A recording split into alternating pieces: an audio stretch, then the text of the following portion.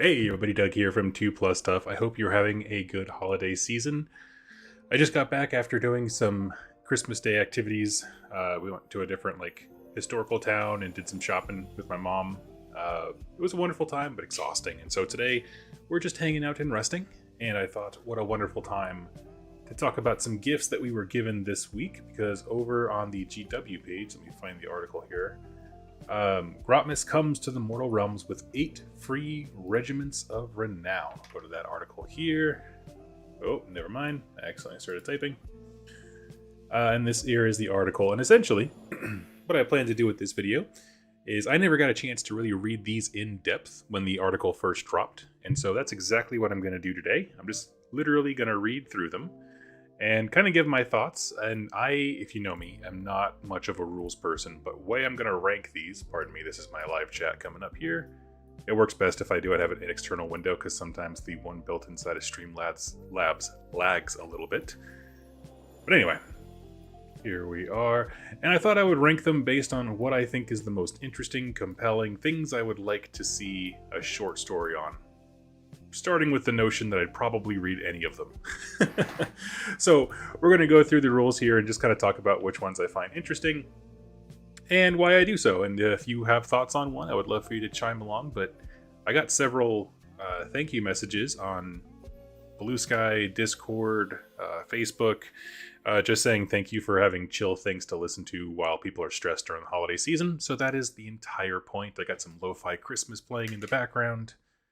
And yeah, we're just going to hang out, so plug along with me. We're going to start this discussion off with the Enforcers of the Tithe. Let me zoom in here, this will help us out. Now, if you know me, I'm going to give my thoughts on the factions that we're talking about, and I'm just going to wax poetically for a couple hours. So, Enforcers of the Tithe. I'm not generally an Ossiarch Bone Reaper fan, but I really did like the lore for the Petrifex Elite that was just in the White Dwarf. I mean, they didn't add anything particularly new, but it was just, it made them compelling again.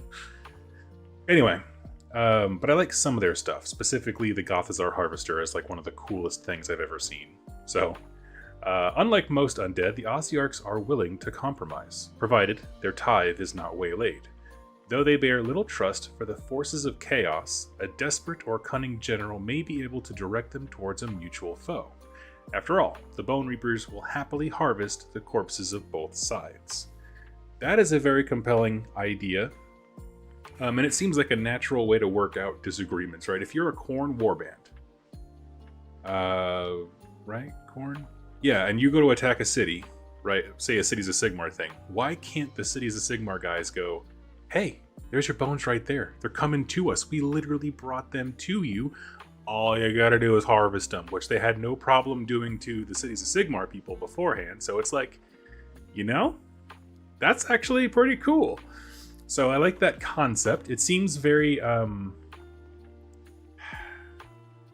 it seems very cut and dry. There's not a whole lot of like bending of faction ideas here. It's just, hey, these guys are down to clown. You know, kind of make bargains and stuff like that. So sure, why not? So that's an interesting one. So we'll put that there. It ranks, in terms of like narrative creativity, it ranks very low. But in terms of like, you know, establishing that these things happen in the world and are always going on, and this is just a natural story that would arise from their battle tome, I like it more. So I'm going to give them... I have a little score sheet in my own mind, but then I'm going to share my thoughts here at the end. So let's talk about the rules. So for that, the people coming to collect the tithe is 1 Mortison Ossifector, 10 Mortek Guard, 10 Mortek Guard, and 1 Gothazar Harvester. The Harvester is going to work to keep units or keep models added to the Mortek Guard, which is fine. I don't really know much about the Ossifector. If someone in the chat does, what does that hero do in particular? I assume, because they're Mortison, that they're a wizard, which is not a bad thing. And then for the rules, once per turn, army-wide, in the combat phase, collect the tithe. Pick the Gothazar Harvester in this Regiment of Renown to use this ability. Pick a non-hero infantry unit, friendly or enemy, to be the target. Roll a dice.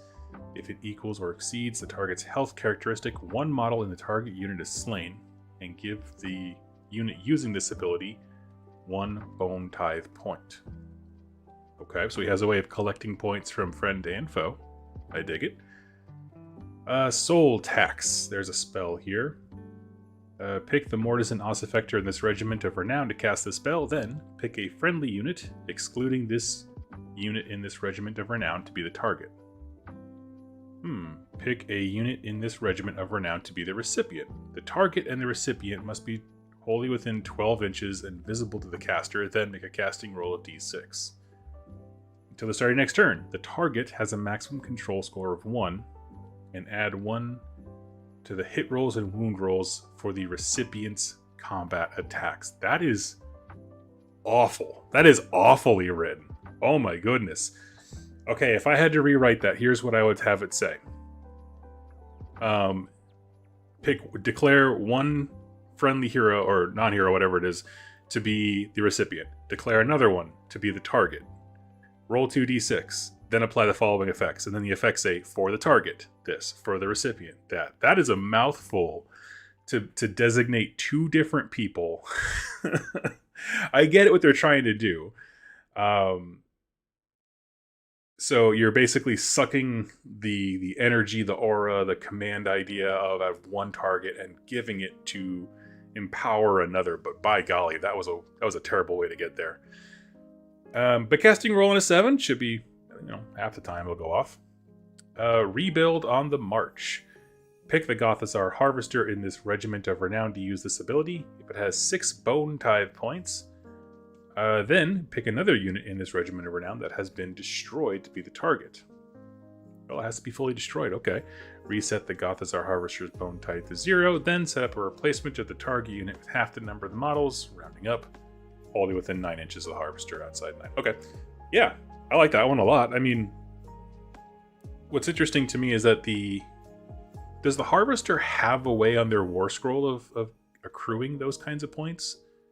Or something like that? I guess I just kind of assumed that they had the bone collecting thing on their War Scroll, kind of like the Wilder Fiend has that in the Slaves to Darkness. But anyway, we'll find out.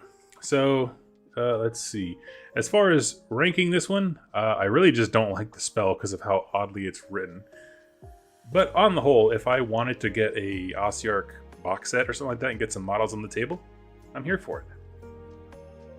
It ranks pretty mid for me in terms of my narrative ranking because it fits firmly in the world, but it's not a creative idea of how these ideas can go together or how these factions can interplay. I would love someone in the chat to just let me know if you can hear and see me okay. I kind of jumped right in and I haven't heard from anything, but I assume we're doing good. The next regiment of Renown we have are the Exile Scavengers. His engineering commission revoked after repeated accusations of unsanctioned resource sharing. Morson took matters into his own hands by bribing some Sky Wardens and stealing a gun hauler and then fleeing the Skyport authorities before they noticed. He follows armies who can open the way to worthy treasure, swooping down to claim the loot when the coast is clear. Thank you so much, Cobra Shadows. I appreciate it. Okay, so our narrative premise, we have Rogue Bandito KO. I'm going to say that does rank a little bit higher than the Ossiarch Bone Reaper ones, because they're at least playing outside of their own rules, right? I like that. I dig it. Another way to look at my ranking system is, how badly would you want to read a book based on that little lore premise? The Bone Reaper one, it seems interesting, probably a good short story, like if they're leading up to an event. I want to read this guy's book. I want to read about a guy who bribes the right people, who finds the right carriage and overlords to bribe, and then steals a gun hauler, and his antics are essentially Cowboy Bebop of just trying to keep the thing floating, keep everybody fed. It's just perpetual, just going from one job to the next to survive. That sounds rad. So for this, you get 1 Endrin Master with a dirigible suit. Fantastic. 3 Sky Wardens, so 3 dudes here, and 1 Grunstock Gun Hauler, which is the little gunboat there. And our rules here, so as far as that goes though, the one thing I just focus on is it's got mobility. It's got some guns, if your army just has none, I don't know, I mean, my faction's not on here, but, Yeah. Inclusion. This regiment of renown can be included in armies from the following factions, and this is what makes these unique. Beasts of Chaos, Bone Splitters, Cities of Sigmar, Daughters of Cain, Fire Slayers, Gits, Iron Jaws, Cruel Boys, Realm Lords, Ogres, Bone Reapers, Seraphon, Slaves to Darkness, Sons of Behemoth, and Soulblight Gravelords. So they're they're willing to work with most enemies. I like that. As far as their rule goes, deployment phase, an eye for loot. This ability must be used to deploy this regiment of renown. Set up the units in this regiment of renown in reserve, studying the battlefield. They have now been deployed, so they just go off to the side, which is cool. Abilities. In your movement phase, swoop in. Pick the Grunstock gun hauler in this regiment of renown to use the ability. Oh, if it's studying the battlefield, right? So if they're up in the sky. Effect. Set up the gun hauler on the battlefield more than 6 inches from all enemy units that have an artifact of power and more than 9 inches from all other enemy units. Then, set up all the units in this regiment wholly within 3 stock the gun hauler and more than 6 from enemy units. Interesting. So the idea is that they've target acquired who they want to go snatch, who has the artifacts, and they can get closer to them. They can deploy within 6 inches. Everybody else is still 9. So it's only if they leave the hero out on the side undefended. But that's still cool. Keeps them on their toes. The off-board deployment is already a fantastic rule for armies that don't have a whole lot of that. Like, for example, I would love something like this in Flesh Eater Courts. 1, I have no guns, and 2, the only other, I have a few very specific means of getting things deployed in the sky, like there's the zombie dragon or whatever, but I would love something that's smaller. So, it's interesting. The last rule here, once per turn, army, your combat phase. What's yours is mine. Pick an enemy unit in combat with a unit in this regiment of renown to be the target, then pick an artifact of power the target has. Roll a dice. Add 1 to the roll for each unit in this regiment of renown that's in combat with the target. On a 6-up, the target no longer has the artifact of power. That's fantastic. I like this one on a practical level because it provides something that not all armies have, which is just some range and maybe some mobility. At the same time, it's just a fun narrative mechanic that's not going to work most of the time, but when it does, everyone's going to die laughing, and that's the whole point for me. So that ranks pretty high for me. One thing I just popped into my mind as far as coming up with ideas based on what armies these regiments are allowed to be in is Gloomspite Gits. That sounds hysterical to me because if you don't know, actually I think I did a video on it a year or 2 ago, but the main hideaway of Scrap a Spill in the Realm of Metal, where a bunch of the Gloomspite Gits and their great big loon boss hide out at. There's a small story in the old KO battle tome where essentially they annihilated the roof of Scrap a Spill, had Dwarf Team 6 jump in there with all their gun haulers, and they were trying to find the scrapped wreckage of an old ship that had crashed there. And they get the thing and they get out. So it's essentially the story is fantastic, right? And these grots are just what the hell just happened? As they're getting just annihilated from the sky. I would love the idea of this Gron Mjorsen going back to Scrap a Spill and hiring his services out. I'm just you saw what we could do. Do you want to use that on somebody else? And then some loon boss being absolutely. I love that idea. Narratively, that's chef's kiss. I don't have any other ones that stand out to me really hard. I mean, it seems like they would lend themselves out to anyone who has money or something useful, so most of these make sense. Fire Slayers, Daughters of Cain would have money. Iron Jaws is an interesting one. I'm not sure how that would look, but it's cool. Anyway, as long as there's no Skaven. But yeah. So I like that one. I rank it a little bit higher. Okay, Regiment of Renown, Squires of the Everchosen. Utgar Harrowhand was once a Varengard, one of the Everchosen's executioners, until he had a run-in with a nest of flesh eaters. Though he has since transformed into a monstrous Vargolf, Flashes of loyalty to his old master occasionally surface, so potent that they also seize the ghoulish knights who still serve him. Let's see. This regiment of renown can be included in armies from the following factions: Blades of Khorne, Disciples of Tzeentch, Magakin of Nurgle, Heed Knights of Slaanesh, and Slaves to Darkness. Oh, you were not kidding. Is it Fawn Mantella? That is pretty cool. Organization: 1 Vargolf Courtier and 3 Morbeg Knights. That is incredible. Okay, so to become a Vargolf Courtier, my understanding, it's been a bit since I read that entry in their book. I'm trying to think of, like, usually it's what you ingest determines, like, what you become. Like, if you become a Flayer or a Horror. I'm trying to remember what makes you become a Vargolf. I can't quite remember. If somebody knows in the chat. Anyway, so it'll give you a depiction of what the fight was that actually caused this. I do love the idea of that melding of Flesh Eater Court lore, where they're able to project a madness around themselves, like he obviously is, right? There's knights around him who get kind of swept up. Projects that madness, but also how that kind of mingles with the Slaves to Darkness cult of personality that every warlord and Varengard would have. Like, they're just these powers that can bring people to themselves, and what happens when those things kind of collide. I like that. I rank that one very highly in terms of narrative.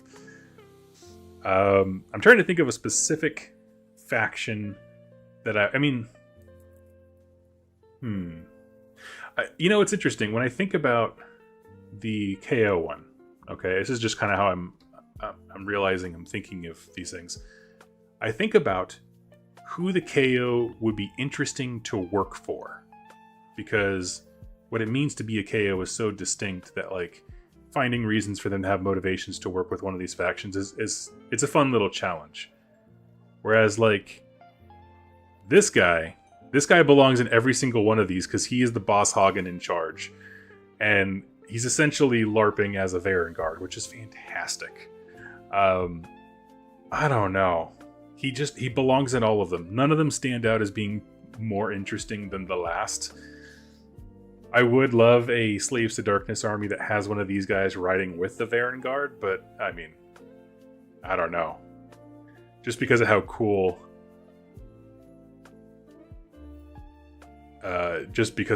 like the idea is.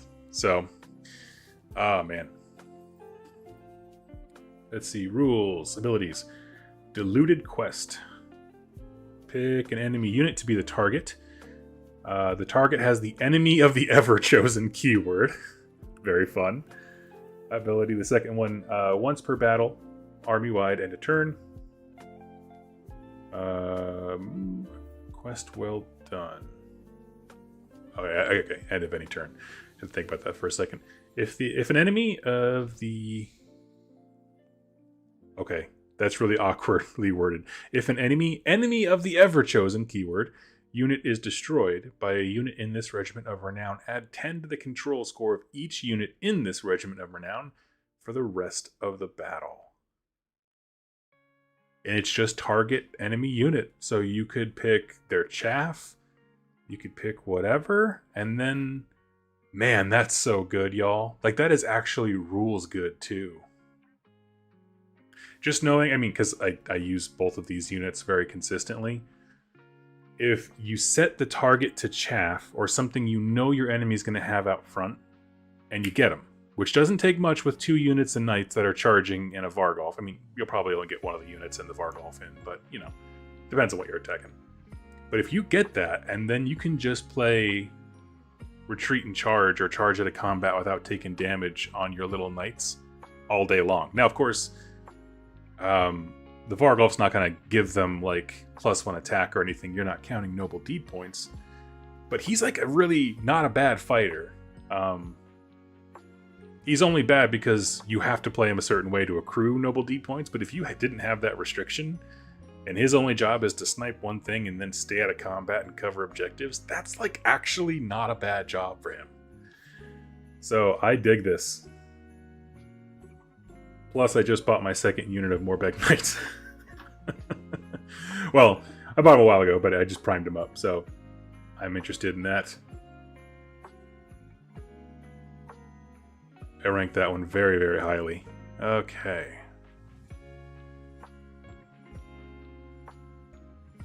The Lost Song Spirits.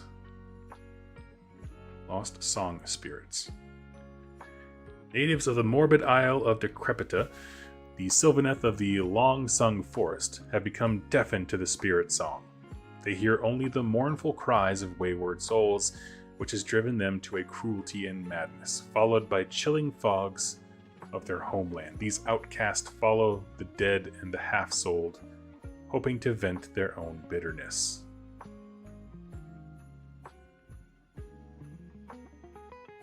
Okay, I got some feedback about the Flesh Eater Courts one here. I'm going to pause on the Spirit Song stuff before I get into that. I should have given some time to chat about the Flesh Eater Court one. So, Mogwai Man says, a Vargolf is a vampire that has further mentally degraded. I thought there was something more, though. I don't know. I think my book's nearer me. Let's see.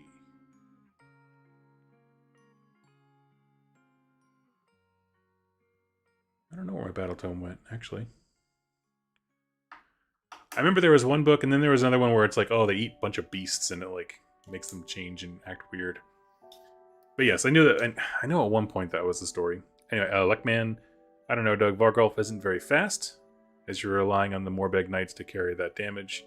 They will really rinse down a 20 Gloomspite Gib Stabbus, or even easily. I just mean keep them out of combat. Like, just doing kiting. If you just have them go in there, pounce a thing, and now they're worth 10 control points, they just all they have to do is be near an objective for your opponent to not be able to ignore them, and they're so cheap and stupid. That's okay. That's kind of my thought. It's not that they're good. Like, they don't become good. They're not even good in Flesh Eater Courts. It's that they become expendable, and the I'm going to call it the Distraction Carnifex stock skyrockets, because I dare your opponent to ignore something with Control 10. So it's just like, yeah, I don't know. It's playing that kind of game where it's like, on paper, not really. It's not going to do anything. It just needs to do one thing. Maybe that's in fantasy. Check your battle tome, Doug. Yeah, I think it has changed. But I can't quite remember where I put mine, of course. I don't know. I'll come back to it, though. I'm sure some nerd made a lore video about it.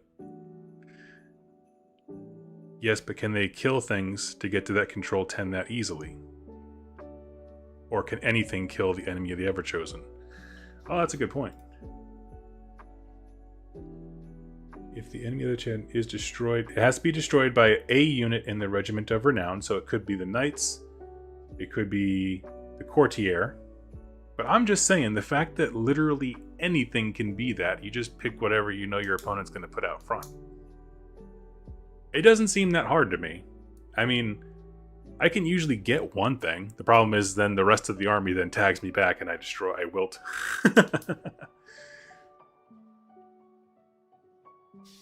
Alright, we're going to move on here to talking about trees.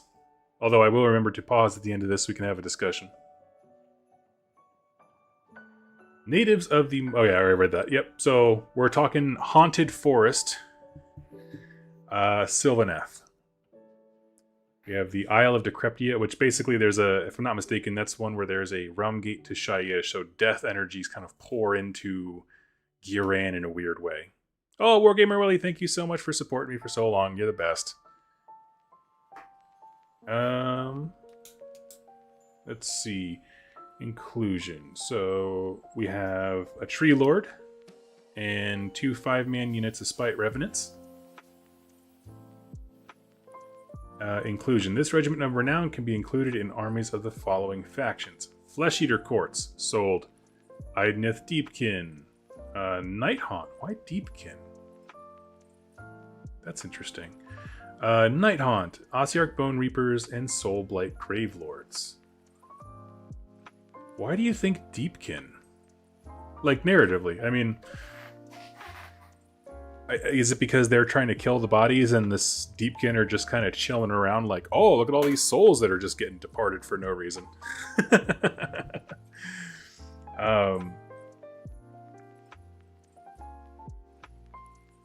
That's the only one that I'm like, has me scratching my head. Now, as a Flesh Eater Core player, yes, I want this. I don't even care what the rules say that they do. I love Spite Revenants as models. The Tree Lord is awesome. I'm going to cover this thing in so many skulls and bones and gore. I don't know, I love it.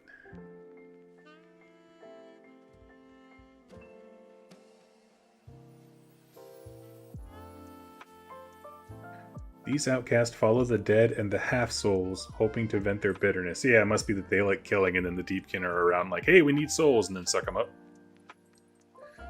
Okay. On to the rules. Endless Wandering. Spirits of these longs... declare, pick a unit in this Regiment of Renown that is not in combat to use this ability. Once per turn in the enemy hero phase.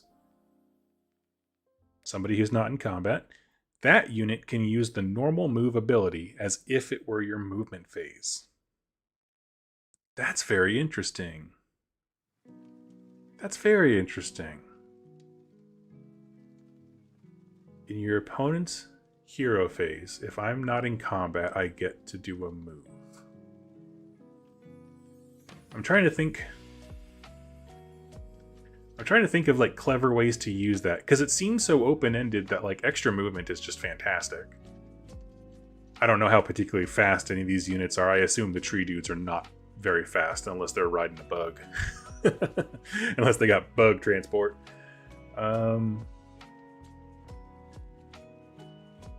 It's one of those rules that sounds really good, but I cannot think of a specific way that I would use it other than just I like having more tools in the toolbox, which it certainly is. But if those tools don't get me towards the goal of winning the game, are they worth it? So that's kind of my question in my head. They have a passive ability, Ominous Fog. Effect. Units in this Regiment of Renown are not visible to enemy units more than 12 inches from them, while they are wholly within 9 inches of the Tree Lord in this Regiment of Renown, which, yeah, means the Tree Lord is also invisible outside 12. That's the thing. That combined with the movement is really cool sounding. I feel like those are both rules that would make my ears prick up a little bit. Individually, then you put them together and I'm like, I don't know. Can I slingshot a Tree Lord somewhere? I mean, he won't be that good. I won't be able to give him much buffs outside of all-out attack or whatever. But I mean, having I don't know.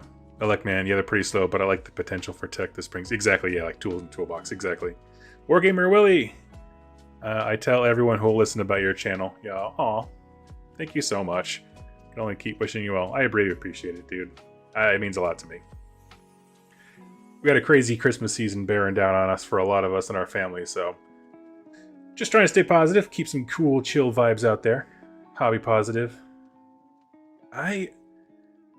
So I have no actual use for the Varengard one, but I love the lore for this and would actually make this for my Flesh Eater Courts. I have my own little personal ranking system here, like I said. I'm going to reveal that at the end. All in all, I don't think this one is bad. Here, I have my phone next to me. I'm actually going to pull up their War Scrolls on my phone. I know this makes for fantastic listening. But the trick is on radio to keep talking, and they won't even know that you're on your phone like I am right now. Sylvaneth. I'm just so curious, because I don't think I've ever...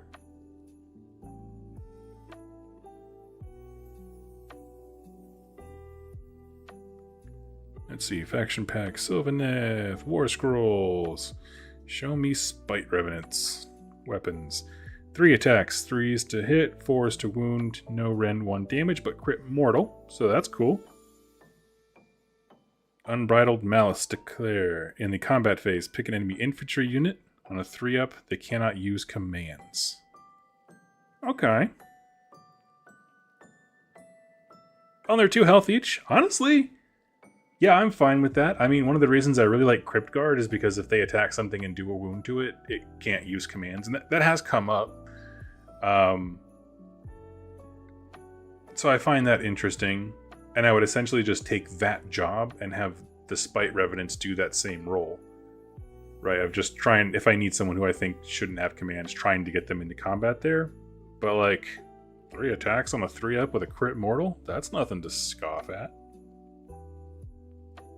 Okay. Let's see what a Tree Lord does. What'd it do? It's got a gun, so it would give me the only gun in my army. Outside of a zombie screaming. Or a zombie dragon screaming. Let's see, we got Talons. Yeah, they all hit on 4-up, so that's gonna be rough. But he can still do the pin down thing. And he has a rampage. So I like it. I mean, I'm also looking at it through the lens as a Flesh Your Court player. Like, what do I want on the table? And I want more big dudes. I want more shutting down command points and crit mortals. Like, yeah, dude. Like, man, did I miss the KO one? Yeah, it was the second on the list. I think it's pretty good for sniping out heroes and stuff like that. It certainly adds a lot to various armies that don't have access to stuff like that. I was saying, like, I love the idea of them fighting with Gloomspite Gits and having a Scrap a Spill army, like a unified one. That would be pretty sweet. Okay, next we have Regiment of Renown, Nurgle's Gift. Nurgle is a generous god, granting gifts even to those who deny their genius. It takes only one infected well, watering hole, or imported keg for corruption to bite. At first, a warrior feels little but mild discomfort, but as the day of battle draws near, their suffering deepens, and an eager giggling echoes through the ether. So what we are talking about is 2 units of Nurglings with 3 models each. This Regiment of Renown can be included in armies of the following factions. Let's see.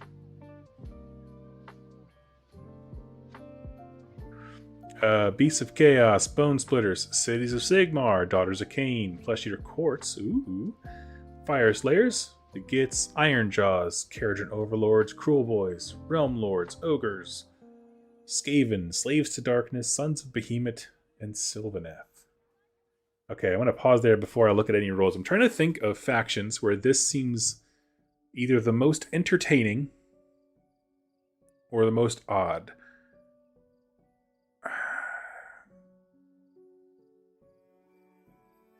Fire Sliders, Flesh Shooter Courts.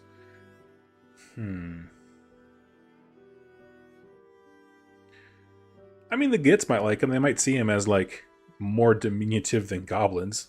Which, that's kind of fun. I could see them enjoying having someone smaller than them to beat up. I could get behind that lore. Same for Iron Jaws. It's just fun to have someone. You think Daughters of Cain... I mean, I'm talking narratively. Do you think Daughters of Cain would keep Nurglings around? The Lumineth one is one that really is weird to me. Not from the narrative perspective. These are supposed to be all over the place, and I get that. I'm just trying to think of someone painting them to make them work, to have a story or a foundation of a Lumineth army that sounds compelling to me, like with these guys in them. Because I love the idea of, like, the Maw tribes having contaminated beer or something like that. Sky's like, I think Cruel Boys works since there's a story. Oh yeah, Cruel Boys would make absolute sense. Yeah, maybe they have, like, they see them as, like, I don't know, the swamp gnomes. They don't understand. It's just a bunch of freaking demons. That would be hysterical. Sons of Behemoth, I think they would love that. Just like, I think that they would perceive it the same way that those sharks have, like, the little tinier fish on them that are, like, feeding off of them. It's kind of a mutual relationship. I just imagine the Sons of Behemoth and these guys are, like, picking ticks off of them or something like that. That'd be kind of funny. Okay. So, Skaven, same reason. It's always nice to have something smaller than you to pick on. But, okay, rules. Those are the ones that stand out to me. Each unit in this Regiment of Renown has the Nurgle's Gift keyword. Okay. Deployment phase. It's called incubation period. Oh. This ability must be used to deploy this Regiment of Renown. Walking snacks for the Maw tribes, exactly. Declare. This ability must be used to deploy this Regiment of Renown. Set up the entire units in this Regiment of Renown in reserve, festering within being the keyword. They have now been deployed. Such are off board. Passive. Bursting with life. Guts royal and buboes weep before cheering Nurglings burst forth from the slain. If a friendly non-Nurgle's gift unit would be destroyed before the last model is removed from play, roll a dice. Add 1 to the roll for each other friendly non-Nurgle's gift unit that's been destroyed this battle. On a 5-up, pick a friendly unit that is festering within and set it up wholly within 6 inches of that model. It can be set up in combat. Ooh. I love that. I need to sit with that for a second. So you buy the Regiment of Renown and you set them up off table. When one of your non-Regiment of Renown units would die, you roll a die. It becomes more likely the more of your non-Regiment whatever units have died. So at some point in the battle, you're going to roll whatever that is on a 5-up with all the bonuses, and that when that model dies, before you take the last one, you replace it with... Is it just a unit of 3? A Nurgling unit with 3 models? Yeah, so you would put them down, and it can be in combat. That's...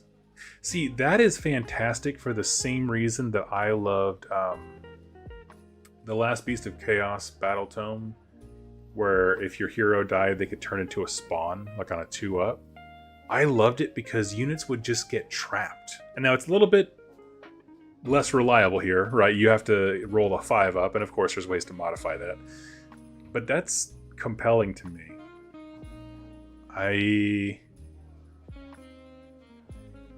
The lore for that certainly makes more sense when the idea is that they're carrying it with them and they don't necessarily know it. I like that. It makes it more, I don't know, in my brain it kind of rationalizes like something like Realm Lords a bit more. Just by the nature of them having the arrogance of thinking they're great and then not knowing what they're carrying. That sounds great. I love that. That ranks high for me on terms of the narrative there. All right, we're moving on. Oh, actually, I'm going to pause here. How do we feel about the Nurgling one? If you have specific thoughts, accusations, feelings, delusions of grandeur, please let me know. I'm going to pull up their war scroll here. That is Maggotkin of Nurgle. And we are looking for Nurglings. They have crit auto wound. Okay, 5 attacks for each of those little bases, so you're getting 15 when the dude dies. 5 up to hit, 5 up to wound, no rend, 1 damage, crit auto wound. And Endless Swarm. At the end of any turn, heal 3 to this unit, and they have 4 health each.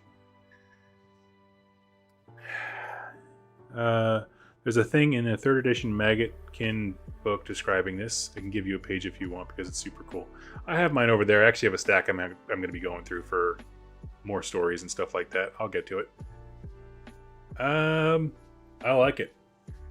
Anything that makes people grossed out, I'm here for. We'll keep the party moving. Next we have the Stumblefoot Gargant.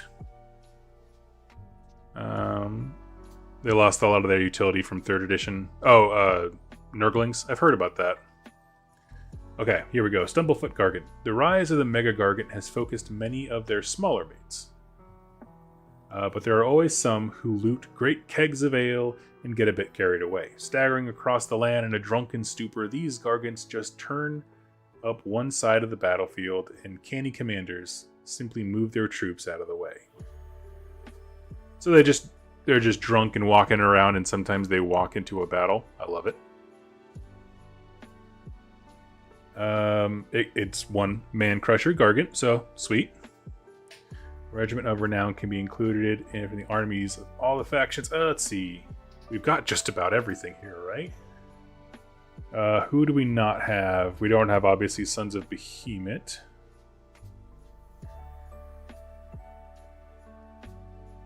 Soul Blight. Yeah, I'm not seeing any missing besides, obviously you can't take it in Suns because it is a gargant, but I don't see anything else. So yeah, this is just a freebie for everybody. Sometimes a drunk man walks into your battlefield. It happens. Deal with it. Okay, once per turn, going into the rules here. Once per turn, any shooting phase. Projectile Vomit. Declare this unit to use this ability if it has not used a Rampage ability this turn. Then, pick a point on the battlefield within 6 inches. And pick all other units within 3 inches of that point. Effect. Roll a d3 for each target. On a 2-up, inflict the number of mortal wounds equal to the damage roll. Oh, I see. So he has 3 different rampages, but they're having you say that you have not used a rampage this turn. Awesome. So you could do a really good mortal wound vomit attack. That's awesome. That's a great attack. The next ability is in the combat phase. Pick this unit to be used as a rampage ability if it's pick this ability if it has not used a rampage ability this turn. Then pick an enemy unit within this combat range to be the target. Roll a dice. On a 3-up, subtract 1 from hit rolls for the targets for the rest of the turn. I mean, it's not nearly as fun as barfing mortal wounds onto someone, literally, but it has a utility to it, and that's just fine. And the last one here is once per turn, army-wide in the charge phase. This is another rampage. Pick this unit if it's not used another rampage this turn. Then pick an enemy unit within 9 inches of it to be the target. Roll 2d6. This unit can move a number of inches equal to the roll. It can pass through enemy models and must end that move in combat with the target. Interesting. Pick charge. Pick this unit to be the target. If it charged this turn, roll 2d6. The unit can move a number of equal inches to the roll. It can pass through enemy models. So, correct me if I'm wrong, chat. So, he has to have charged this round. But if you do charge, you can then pick a totally different... Pick an enemy unit within 9 inches to be the target. But you already had to end your charge within 1 to have successfully charged, right? So is this like letting you just like yeet your dude super far forward? Pass through models must end within combat with that target. Okay. I mean, their bases are so big that sounds awkward. But it sounds good. Mogwai Man says this is one of the better ones. I can easily see a case for why it would be a more interesting one simply by having something so big just kind of scoot around the board. But yeah, let's see. He's a Man Crusher Gargant, so he's got a bunch of attacks that are all 4s to hit, 2s to wound. And he's got a Throwing Rock that with my luck he'll never actually hit.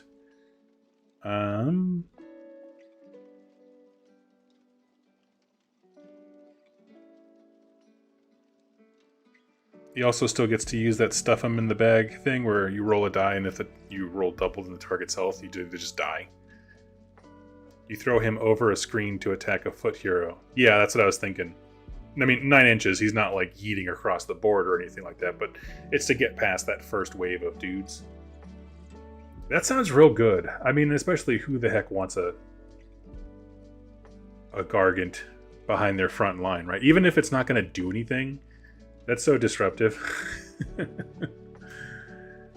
Okay. I like it. The rules are very compelling. The lore is just like, hey, sometimes a Gargant shows up and you use it to your advantage. So, alright. Go on to number 7 here. Snerk's trogg-fer-hire. Having learned the great secret of mercenary work from the local Mega Gargant, Snerk Mooneater decided to give it a go. Finding little success, the boss Grot took the next best option, periodically waking a surly Troggoth and acting as the go-between for the beast. Snerk, of course, holds on to the Troggoth's half of the pay for safekeeping. So he goes and he pokes a Trogg to get him to wake up, be like, hey, now I'm a mercenary warband you could hire. I like that. This is the best one, mechanics be damned. Well, you've already got me on the premise. It's one Loon Boss and one Dankhold Troggoth. Now, the Loon Boss, just double check what I think the rules are here. Let's see. Spike gets.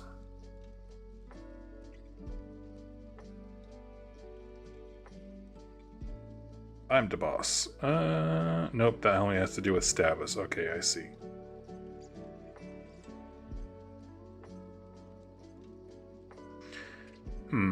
Like, literally none of his rules actually affect the Troggoth. That's a bummer.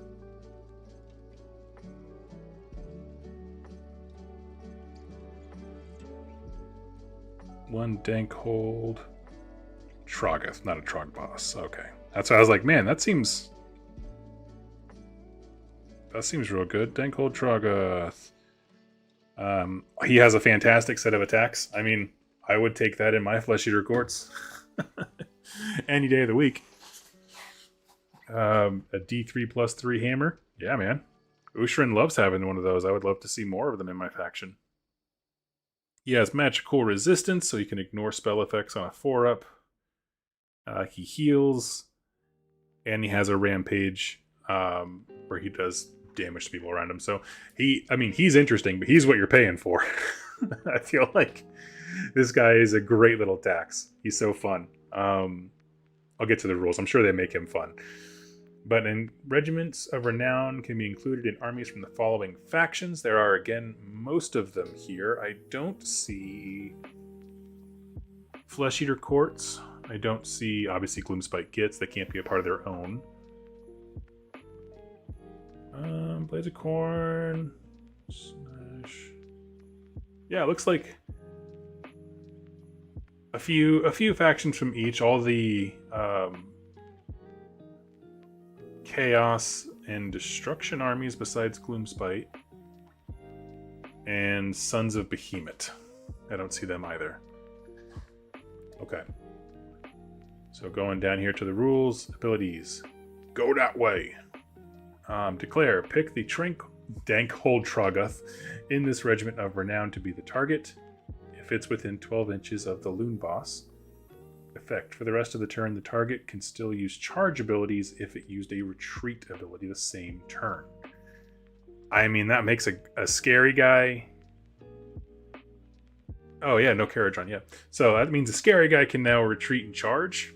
That's cool. I love it on my bats who don't do anything. Never mind a guy with a D3+3 damage weapon. And then passive. Tactical Cowering. I love it. While the Loon Boss is in this Regiment of Renown, is within the combat range of the Troggoth in this regiment, the Loon Boss has a ward of a 4-up. Each time you make a successful ward roll for that Loon Boss, allocate 1 damage point to the Troggoth after the damage sequence for that Loon Boss has been resolved. Ward rolls cannot be made for those damage points. So you're using him as a shield. That's interesting.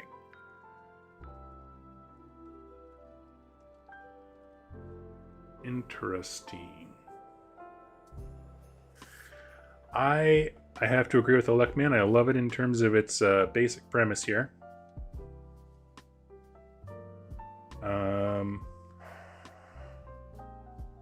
It seems real fun. You should definitely make your own characters and kit bash the heck out of these models for it. It also doesn't strike me as It doesn't strike me as narratively unique as like the Haunted Sylvaneth Forest or the Knight who thinks he's a Varangard or vice versa. But I love the fact that it exists. And if you guys didn't catch it, they are going to update the app with these Regiments of Renown. So they are coming, and they're going to be at least a staple part of the game for the next year, I would imagine.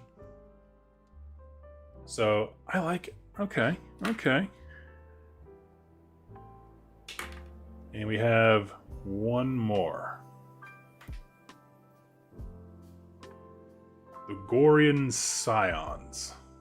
The beasts known has Ogroids, who were once the Gorians, a race of destruction that fell to chaos after orcs sacked their capital. But not every Goroan clan spat upon Gorka Morka. Some stayed faithful, and they occasionally emerged to fight alongside their old kin. Their gifts of flashy choppas is usually enough to banish any suspicion. So this is our Oops All Ogroid convergence, just like we got the Oops All Dwarden. So we have a Ogroid Myrmidon, who is a Slaves to Darkness kind of pit boss hero. We have the Thaumaturs, which is from Disciples of Tzeentch, and 3 Theridons, which is the unit of like the Bull Minotaur Ogroid guys. So, man. Let's see. Inclusion. This regiment of renown can be included in armies from the following factions: Bone Splitters, Gloomspite Gits, Iron Jaws, Cruel Boys, Maw Tribes, and the Sons of Behemoth. Well, I love them for the Sons of Behemoth. I'm just going to say that. They sound interesting to me.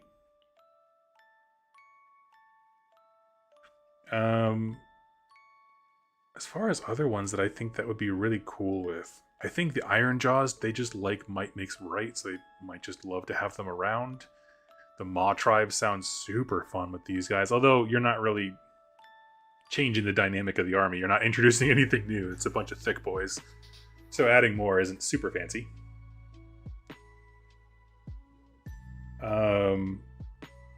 Let's see, abilities. Once per turn. Army-wide in your hero phase. Goroan Forgecraft. Pick a friendly destruction hero that is wholly within combat range of a hero in this regiment of renown to be the target. It's wholly within combat range of a... Okay, so we have 2 heroes here, so you can pick one of them.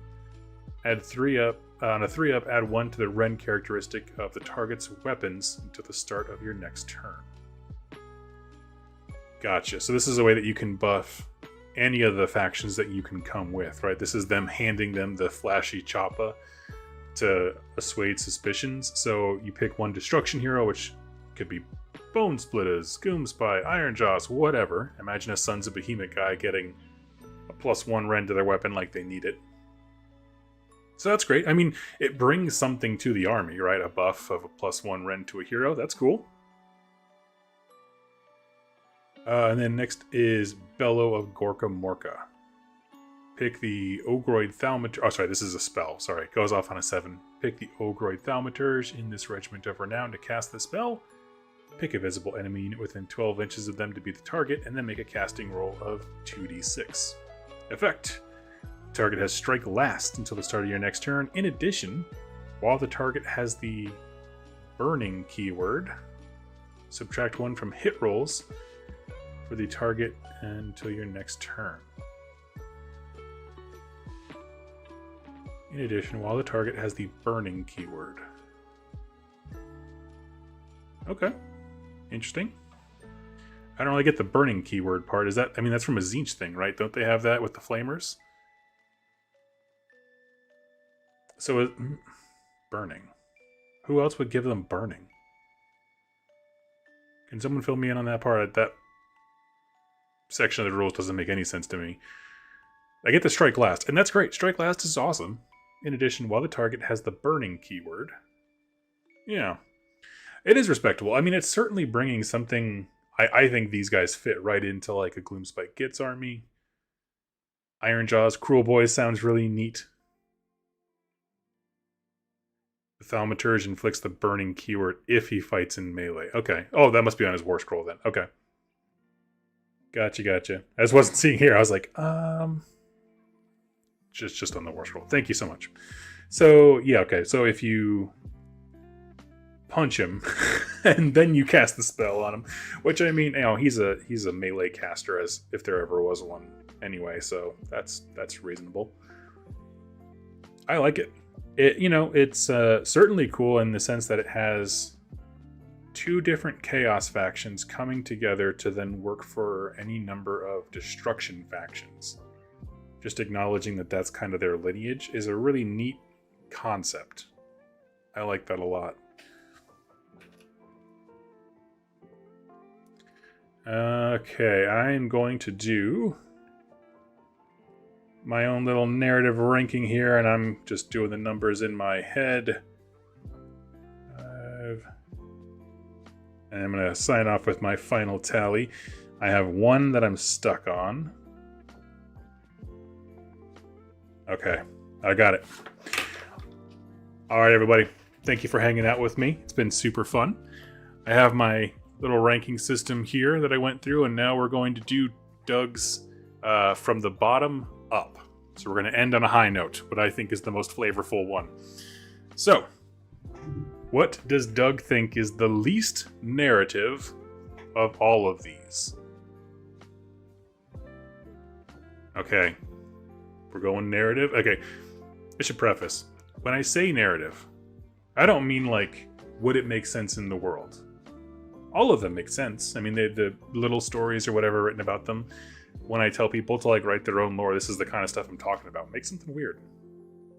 What I'm looking for is stuff that like pushes faction ideas, faction boundaries, melds them in new and unique ways. So it's not just about, is it plausible? Because that's boring. My basis is that everything is plausible in AOS. But is it compelling? Would you want to read a book about it? And so, starting with the one that I would least like to read a book about. Oh, that's not it. Stumblefoot Gargant. Because the lore here is just so simply of like, sometimes a drunk guy walks into your battlefield. That's pretty loose to me. We know that gargants are out there in the universe. We know that they're being all kinds of crazy. Yeah, it's a mess. So like, that doesn't do too much for me. It is a great addition rules-wise, and I would absolutely take one. All of these I would love to get the models for, just because why not? You know, why not have a cool Flesh Eater Court kitted out Gargant with a skull on his head or something like that? I intend to, but at the same time, I also don't think it's like terribly unique. My next, on terms of ones that I would, isn't that just Gotrek though? What, a Flesh Eater Court Gargant? And next one, Enforcers of the Tithe. Again, it's kind of a mundane thing that already exists in their book. It might be a great short story for like a cunning warlord pointing the Ossiarch Bone Reapers at a mutual enemy. But on the whole, I didn't find it super compelling. I mean, I'm also just not the biggest fan of the Bone Reapers in general. I'm not sure that this one brings anything particularly unique to the equation.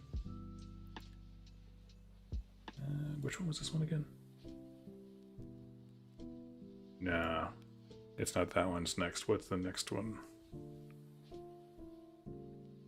Hold on, I got my ranking sheet all mixed up here. All right, for me personally, this is my next one. Exile Scavengers. We're out of the idea of like mundane stuff. Now we're into like pushing new concepts or ideas. So it's whatever. This one, I like it because they're still playing by KO rules. He's just living by his own code, which I find compelling. What I find more interesting about this one is all the different ranks or different factions he can be a part of and how you can craft a story between them. I would read a series of short stories about Gron Yomorson. But as much as I like it, I would really rather read a book about Snerk's trogg-fer-hire. This is, again, how I'm ranking these. How would I want to read the book? So this is my next one here, Snerk's trogg-fer-hire. I love the idea of a little guy with all the character and kind of the big mouth and his buddy with the big hammer. Absolutely love it. Let's see. Next for me, on Doug's list of narrative, Nurgle's Gift. So we saw a few times in the Dawnbringers Crusade books, like people getting sick from Nurgle stuff and then kind of carrying that around, and also sick from the Flesh Eater Court stuff and carrying that around. So it can be pretty brutal in the realms. The idea of your units dying and something bursting from them, it's just take my money. I love it. Ends up being a really fun time on the tabletop, I believe. And yeah, I don't know. I like this one. Again, these are all just personal opinion. But any story would be better if every time somebody died, a bunch of Nurglings busted out of them. That just sounds like a heck of a time. My next is Goroan scions. I like the idea that they're tying all these things together, like the lineages of the different species and stuff like that. And I do think for some of these factions, barring Maw tribes, they bring something unique, whether it's tiny guys in the sense of Sons of Behemoth or big guys for Gloomspite Gits. I think there's something interesting there. So I have 2 left. Okay, so these are our runner and runner-up here. For second place, I have Squires of the Everchosen. Okay. 10 out of 10 would read a book about this guy. Like, absolutely love it. The idea is astounding of his madness and how, like, the cult of personality and of being a slaves to darkness hero along with the madness of the flesh eater courts would intermingle. That book would be a wild ride where it's essentially 2 books in one, but they're telling the same story just when he dips in and out of his madness. I think that that's really cool. And for me personally, taking the cake is the Long Lost Spirits. I adore this. 1, it gets bonus points because it already does what I want to do in Flesh Eater Courts. It is good rules-wise, and the story of a mote of death magic in the realm of life is fascinating. The Spirit Song is so integral to everything that has to do with the Sylvaneth and how they communicate, how they understand one another, they transfer ideas, they share, they grow. The idea that they are deafened to the Spirit Song because they're so close to death is like very compelling in terms of their personal character, faction lore, and then how they would then bring that to other factions. Like, we've read some of the Sylvaneth stuff. I love the Sylvaneth that show up in Neve Blacktalon First Mark, I think is what the book's called. First Hunter, First Mark. And we meet some super grim dark Sylvaneth in that book. They're awesome. They have a doomsday device. You should go read that book. But I wanted more of that, of them just like being their own kind of conniving and using people in their own way. Oftentimes they're like an ally of convenience that just kind of shows up out of the woods. And it's like, nah, I want these like super, again, grim dark ones just going out there and making death happen in the realm of life, paying it forward. That's my favorite. I will be picking up enough stuff to do this, and I will be adorning all of my Spite Revenants with ghoul heads. I already have that planned. We'll put some skulls in the tree and cover them in gore. Maybe some sheets of flesh hanging off the bark and stuff like that. I haven't quite thought of a I'm trying to think, like a good like stag skull would be really cool for the Tree Lord. I think that would be really neat. But that's kind of where my mind went, because then he would kind of look like Hirsine from Elder Scrolls, which sounds rad. But I don't know. So anyway, friends, that is my ranking of the 8 Grotmas